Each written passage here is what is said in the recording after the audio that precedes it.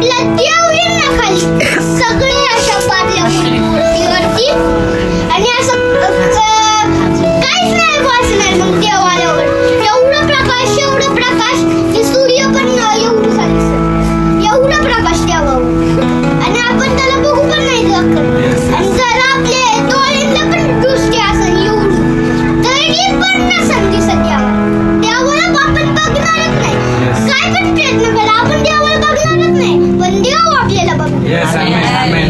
आपण बघणार नाही पण देव आपल्याला बघणार आणि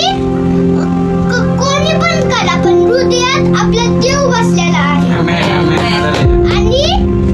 आणि आपण सगळे आहेत ना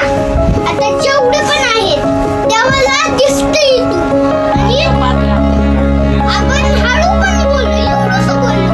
तरी देवाला ऐकूया